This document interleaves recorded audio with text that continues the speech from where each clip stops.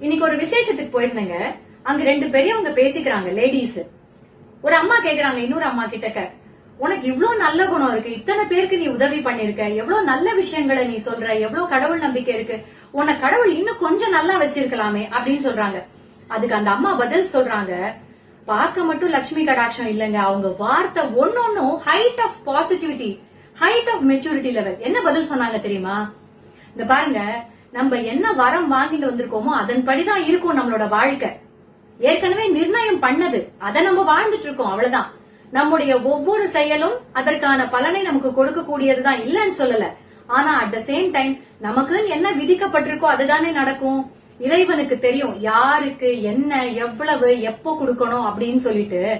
யானைக்கு எவ்வளவு உணவு கொடுக்கணும்னு தெரியும், எறும்புக்கு எவ்வளவு உணவு கொடுக்கணும்னு தெரியும்.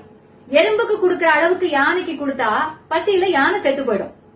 யானைக்கு கொடுக்கற அளவு உணவை எறும்புக்கு கொடுத்தா அந்த உணவு விழுந்தே எறும்பு செத்து போயிடும். அதனால இதெல்லாம் நினைச்சு வருத்தப்படக்கூடாது. நமக்கு கிடைச்சிருக்கிற வாழ்க்கைய எந்த அளவுக்கு சந்தோஷமா அனுபவிக்கணுமோ அந்த அளவுக்கு சந்தோஷத்தை அனுபவிச்சிடணும்.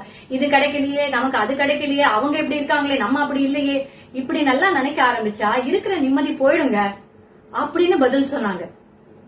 எனக்கு ரொம்ப ஆச்சரியமா இருந்தது. ஒரு மிகப்பெரிய வாழ்க்கையின் ரகசியத்தை தெரிஞ்சுக்கிட்ட மாதிரி இருந்தது. அதனாலதான் உடனே உங்ககிட்ட சொல்லணும்னு இந்த வீடியோ. நல்லதே நடக்கும்.